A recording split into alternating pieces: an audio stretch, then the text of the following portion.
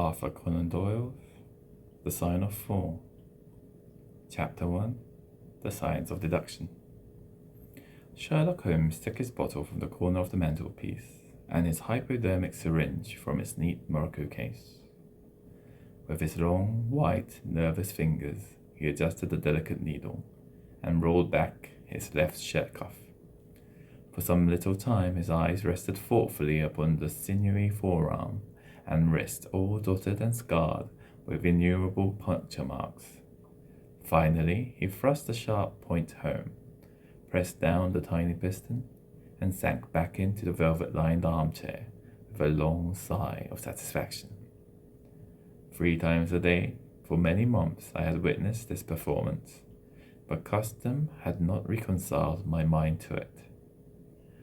On the contrary, from day to day I had become more irritable at the sight, and my conscience swelled nightly within me at the thought that I had lacked the courage to protest.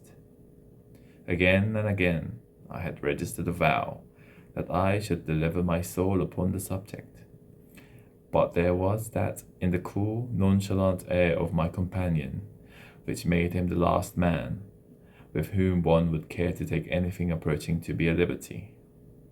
His great powers, his masterly manner, and the experience which I had of his many extraordinary qualities, all made me diffident and backward in crossing him. Yet upon that afternoon, whether it was the bourne which I had taken with my lunch, or the additional exasperation produced by the extreme deliberation of his manner, I suddenly felt that I could hold out no longer. "Which is it today?" I asked. "Morphine or cocaine?" He raised his eyes languidly from the old black-letter volume which he had opened. "It is cocaine," he said, "a 7% solution. Would you care to try it?" "No, indeed," I answered brusquely. "My constitution has not got over the Afghan campaign yet. I cannot afford to throw any extra strain upon it." He smiled at my vehemence. "Perhaps you are right, Watson," he said. "I suppose that its influence is physically a bad one. I find it, however, so transcendently stimulating and clarifying to the mind that its secondary action is a matter of small moment." "But consider," I said earnestly. "Count the cost. Your brain may, as you say, be roused and excited, but it is a pathological and morbid process which involves increased tissue change and may at last leave a permanent weakness. You know, too, what a black reaction comes upon you. Surely the game is hardly worth the candle. Why should you, for a mere passing pleasure, risk the loss of those great powers with which you have been endowed? Remember that I speak not only as one comrade to another, but as a medical man to one for those constitution he is to some extent answerable." He did not seem offended. On the contrary, he put his fingertips together and leaned his elbows on the arms of his chair, like one who has a relish for conversation. "My mind," he said, "rebels at stagnation. Give me problems, give me work, give me the most abstruse cryptogram or the most intricate analysis, and I am in my own proper atmosphere. I can dispense then with artificial stimulants, but I abhor the dull routine of existence. I crave for mental exaltation. That is why I have chosen my own particular profession, or rather created it, for I am the only one in the world." "The only unofficial detective?" I said, raising my eyebrows. "The only unofficial consulting detective," he answered. "I am the last and highest court of appeal in detection. When Gregson or Lestrade or Athelney Jones are out of their depth, which, by the way, is their normal state, the matter is laid before me. I examine the data as an expert and pronounce a specialist's opinion. I claim no credit in such cases. My name figures in no newspaper. The work itself, the pleasure of finding a field for my peculiar powers, is my highest reward. But you have yourself had some experience of my methods of work in the Jefferson Hope case. Yes, indeed, said I, cordially. I was never so struck by anything in my life. I even embodied it in a small brochure with the somewhat fantastic title of A Study in Scarlet. He shook his head sadly. I glanced over it, said he. Honestly, I cannot congratulate you upon it. Detection is, or ought to be, an exact science, and should be treated in the same cold and unemotional manner.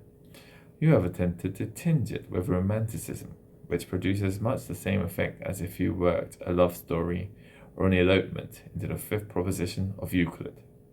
But the romance was there, I remonstrated. I could not tamper with the facts. Some facts should be suppressed, or at least a just sense of proportion should be observed in treating them. The only point in the case which deserved mention was the curious analytical reasoning from effects to causes by which I succeeded in unravelling it. I was annoyed at this criticism of a work which had been specially designed to please him. I confess, too, that I was irritated by the egotism which seemed to demand that every line of my pamphlet should be devoted to his own special doings. More than once during the years that I had lived with him in Baker Street, I had observed that a small vanity underlying my companion's quiet and didactic manner. I made no remark, however, but sat nursing my wounded leg. I had a Giselle bullet fought through it some time before, and though it did not prevent me from walking, it ached wearily at every change of the weather. My practice has extended recently to the continent, said Holmes, after a while, filling up his old briar root pipe. I was consulted last week by Francois Le Villard, who, as you probably know, has come rather to the front lately in the French detective service. He has all the Celtic power of quick intuition, but he is deficient in the wide range of exact knowledge, which is essential to the higher developments of his art. The case was concerned with a will and possessed some features of interest. I was able to refer him to two parallel cases, the one at Riga in 1857 and the other at St. Louis in 1871, which have suggested to him the true solution. Here is the letter which I had this morning acknowledging my assistance. He tossed over, as he spoke, a crumpled sheet of foreign notes paper. I glanced my eyes down it, catching a profusion of notes of admiration, with stray magnifiques, coupe de maître, and tour de force, all testifying to the ardent admiration of the Frenchman. He speaks as a pupil to his master, said I. Oh, he rates my assistance too highly, said Sherlock Holmes, lightly. He has considerable gifts himself. He possesses 2 out of the 3 qualities necessary for the ideal detective. He has the power of observation and that of deduction. He is only wanting in knowledge, and that might come in time. He is now translating my small works into French. Your works? Oh, didn't you know? He cried, laughing. Yes, I have been guilty of several monographs.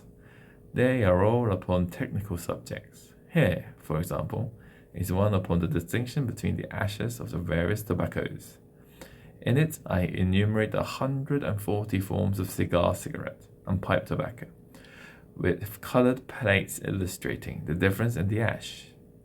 It is a point which is continually turning up in criminal trials, and which is sometimes of supreme importance as a clue. If you can say definitely, for example, that some murder has been done by a man who was smoking an Indian Lankar, it obviously narrows your field of search. To the trained eye, there is as much difference between the black ash of Trichinopoly and the white fluff of bird's eye as there is between a cabbage and a potato. You have an extraordinary genius for minutiae, I remarked. I appreciate the importance. Here is my monograph upon the tracing of footsteps, with some remarks upon the use of plaster of Paris as a preserver of impresses.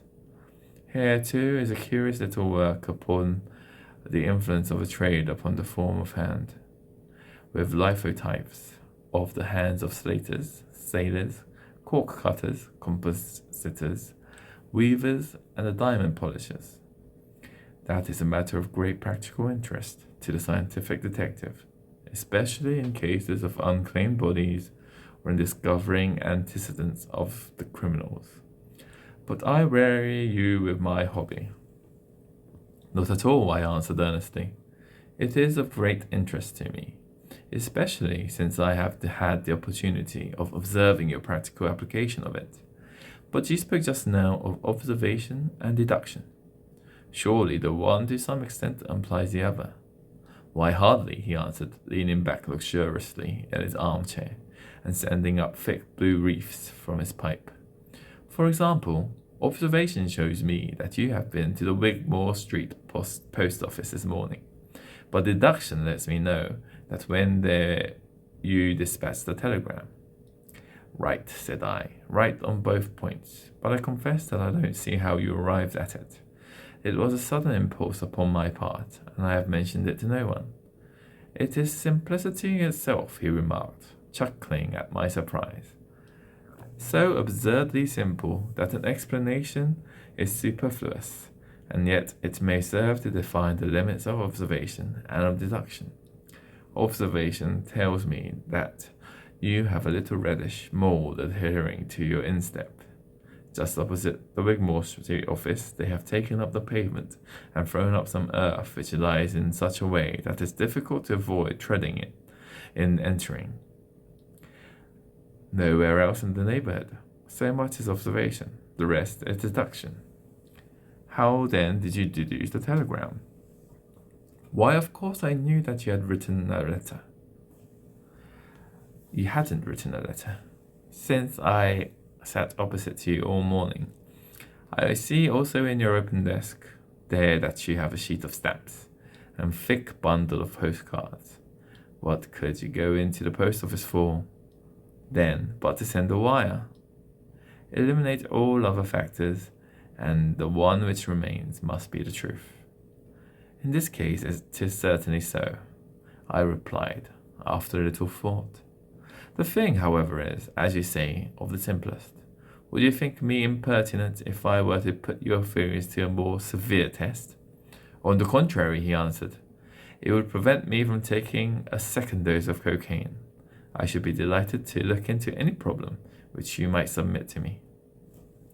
I have heard you said that it is difficult for a man to have any object in daily use without leaving the impress of his individuality upon it in such a way that a trained observer might read it.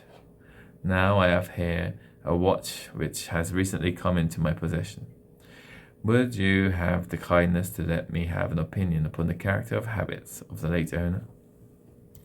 I handed him over the watch with some slight feeling of amusement in my heart, for the test was, as I thought, an impossible one, and I intended it as a lesson against the somewhat dogmatic tone which he occasionally assumed it. He balanced the watch in his hand, gazed hard at the dial, opened the back, and examined the works, first with his naked eyes, and then with a powerful convex lens. I could hardly keep from smiling at his crestfallen face when he finally snapped the case to and handed it back. There are hardly any data, he remarked. The watch has been recently cleaned, which robs me of my most suggestive facts. You are right, I answered. It was cleaned before being sent to me. In my heart, I excused my companion to putting forward the most lame and impotent excuse to cover his failure. What data could he expect from an uncleaned watch? Though unsatisfactory, my research has not been entirely barren. He observed, staring up at the ceiling with dreamy, lackluster eyes.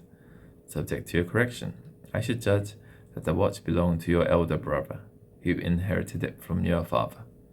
That you gather, no doubt, from the HW upon the back? Quite so.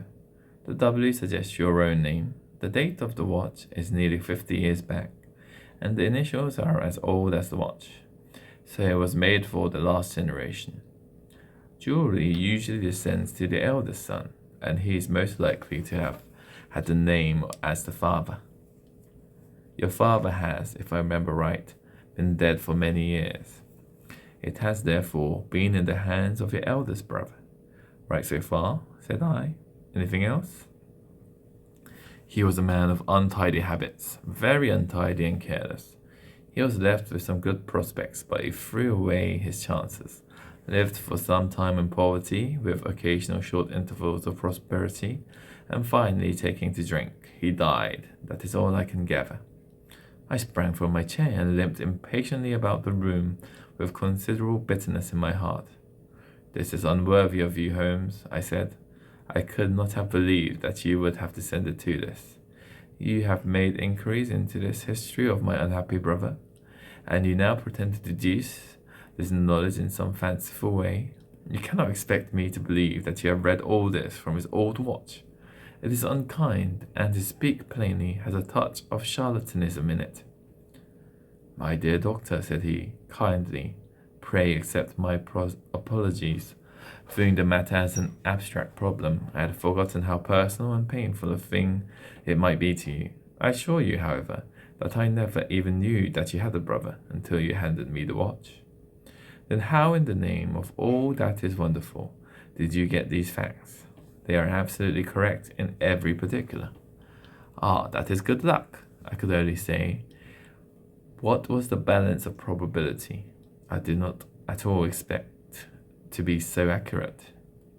But it was not mere guesswork? No, I never guess. It is shocking habit, destructive to the logical faculty.